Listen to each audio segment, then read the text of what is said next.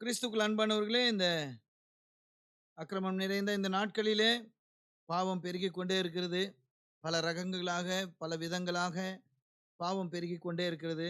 இது நிமித்தமாய் மனுஷன் பாவ நோய் அடைந்து கொண்டே வருகிறான்.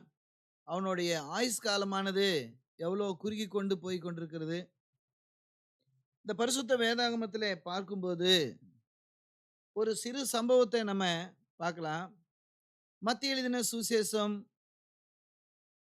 8ஆம் அதிகாரத்துக்கு திருப்பிக்கலாம். 1, 2 வசனத்த நாம சத்தமா வாசிக்க கேட்போம்.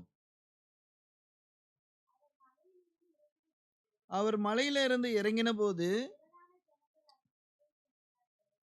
திரளான ஜனங்கள் இயேசுவுக்கு பின் சென்றார்கள்.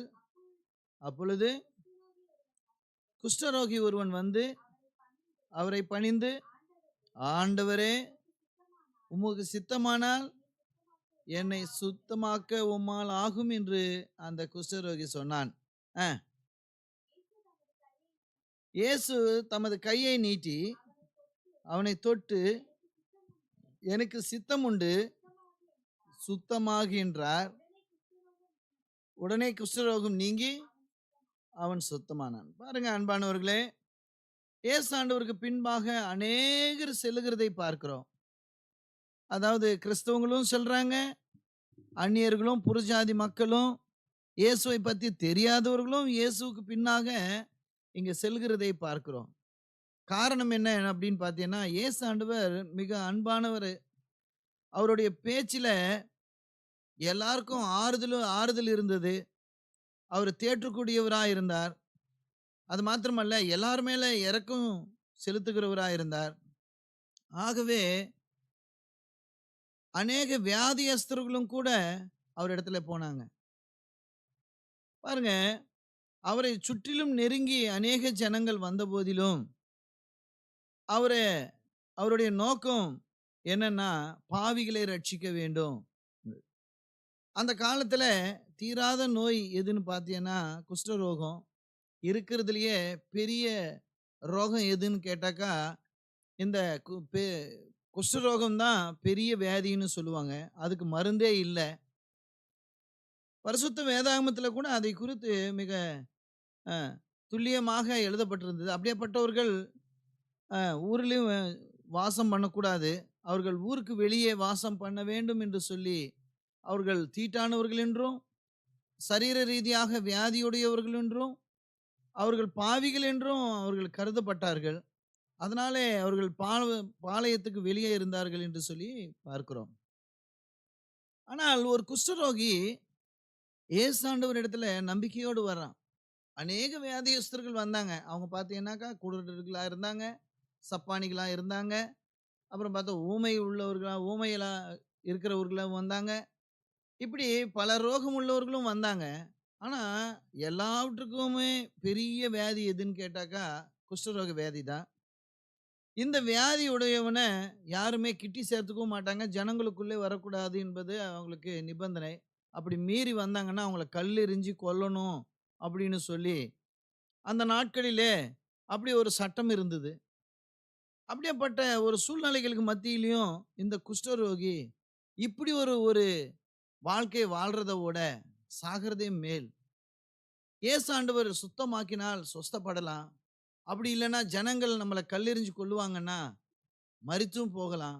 இப்படி ஒரு தரித்திரமான ஒரு வாழ்க்கைய யாருமே இல்லாத அனாதையாய் கைவிடப்படுகிற ஒரு வாழ்க்கைய நம்ம வாழ்ந்து என்ன புண்ணியம் அப்படின்னு சொல்லி, ஒரு மனுஷன் என்ன செய்கிறான்னாக்கா, எல்லாவற்றுக்கும் துணிந்து இயேசு இடத்திலே இயேசாண்டவரோடு அநேகர் பின்பற்றி வருகிறாங்க ஜனங்கள் என்று தெரிஞ்சிருந்தும், அந்த ஜனங்களுக்கு நடுவே, அதாவது இயேசுவை நெருங்கி கிட்ட வந்து, அவன் கேட்கிற கேள்வி என்ன அப்படின்னு பார்த்தீங்கன்னா, "இயேசு ஆண்டவரே, உமக்கு சித்தமானால் என்னை சொஸ்தப்படுத்தும். என்னை சொஸ்தப்படுத்த உன்னால் ஆகும்" என்று சொல்லுகிறதை பார்க்கிறோம்.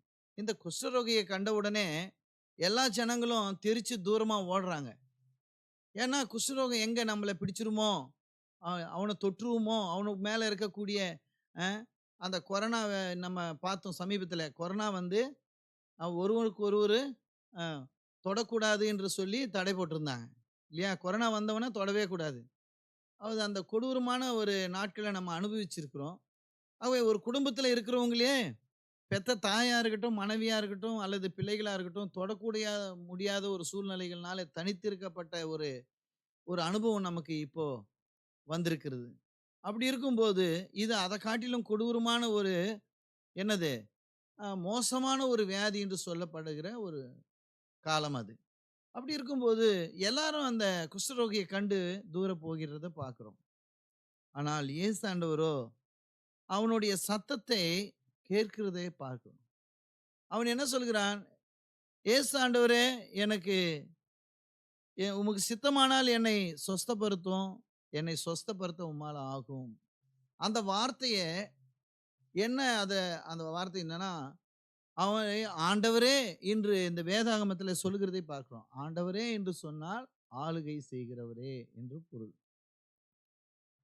அப்போ இயேசாண்டவர் வந்து தன்னை தெய்வத்துக்கு விதானமா தெய்வத்துக்கு ஏற்றவராக தன்னை இந்த உலகத்தில ஆண்டு கொண்டு வந்தார். அவருடைய கண்களும், அவருடைய கைகளும், அவருடைய கால்களும், அவருடைய வார்த்தைகளும் எல்லாமே தெய்வத்துக்கு ஏற்றவனதாக இருந்தது. அதனால இந்த சரீரத்த அவர் ஆளுகை செய்து கொண்டிருந்தார். ஆகவே அவர தான் ஆண்டவர்ன்னு நம்ம சொல்ல முடியும்.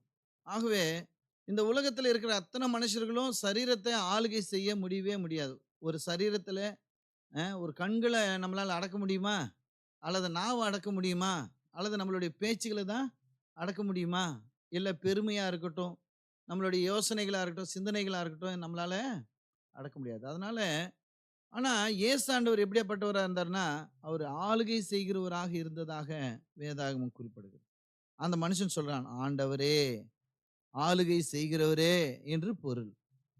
ஆகவே, "உமக்கு சித்தமானால் என்னை சொஸ்தமாக்கும்" என்று சொல்லுகிறான்.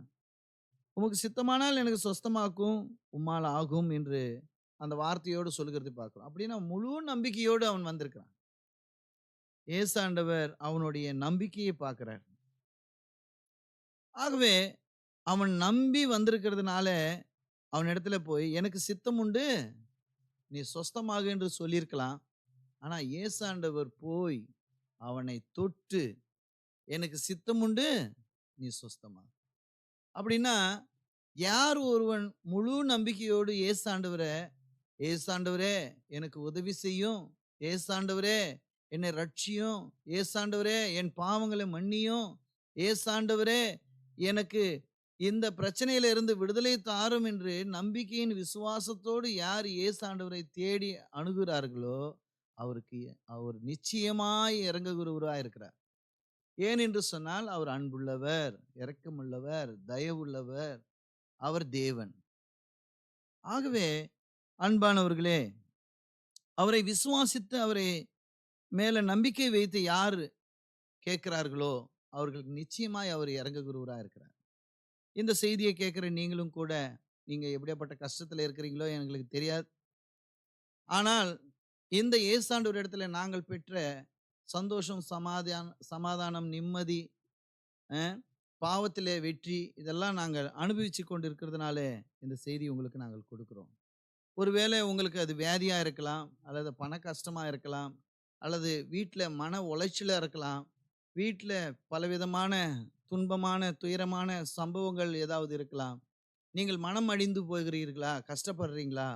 வேதனையோடு, துக்கத்தோடு இருக்கிறீங்களா? அல்லது ஏதோ ஒரு காரியம் உங்கள வந்து வருத்தப்படுத்திக்கிட்டே இருக்குதா? இயேசு ஆண்டவரை நீங்க அணுகுங்க. இயேசு ஆண்டவர கேளுங்க. இதுக்காக காணிக்கை செலுத்த வேண்டிய அவசியம் இல்ல. அல்லது அவருக்கு ஏதாவது நீங்க பரிகாரம் செய்யணும்னு அவசியம் இல்ல. நீர் நம்பினால் போதும், விசுவாசித்தால் போதும். இயேசு ஆண்டவரே, நீர் அழைத்தவர்களுக்கு செவிசாய்க்கிறவராமே! கோரமான குஷ்டரோகிய சொஸ்தமாக்கின தேவன், என்னுடைய பிரச்சனையும் நீ சொஸ்தமாக்கும் என்று சொல்லி, உன் பிரச்சனையை கண்களை மூடி, இயேசு ஆண்டவரிடத்துல நீங்கள் மனப்பூர்வமாய், முழு நம்பிக்கையோடு, விசுவாசத்தோடு நீங்கள் இருக்கிற வண்ணமாகவே நீங்கள் ஜெபம் பண்ணி, கண்களை மூடி முழங்கால் படியிட்டு, "இயேசு ஆண்டவரே என் பாவங்களை எனக்கு மன்னியும். என்னை உம் பிள்ளையாய் ஏற்றுக்கொள்ளும். என் பிரச்சனையை தீரும். எனக்கு விடுதலையை தாரும்" என்று நீங்கள் சொல்வீர்களானால், நிச்சயமாய் அவர் உங்களுக்கு இறங்குவார். அதுல எந்த சந்தேகமே இல்ல. எத்தனையோ ஜனங்கள் இயேசு ஆண்டவரை சொந்த ரட்சகராய் ஏற்றுக்கொள்கிறார்கள் என்று சொன்னால், அந்த இயேசு ஆண்டவர் எவ்வளவு அன்புள்ளவரா இருப்பார் பாருங்க. எத்தனை பேர் அந்த அன்பை ருசிக்கிறாங்க பாருங்க. மத வைராக்கியத்துல இருக்கிறவர்கள் கூட மனம் மாறி ஆண்டவராகிய இயேசு கிறிஸ்துவைய ஏற்றுக்கொள்றாங்க. மதம் படைக்க வந்தவர் அல்ல இயேசு ஆண்டவர். மார்க்கத்தை உண்டு பண்ண வந்தவர். மனம் திரும்புதலை உண்டு பண்ண வந்தவர். பாவங்களை மன்னிக்கவும், அவர் ரட்சிக்கும்படி வந்த ரட்சகர் அவர். நீ இன்னைக்கு விசுவாசிக்கிறியா? நீ ஏன் அவரை ஏற்றுக்கொள்ள மாட்ட?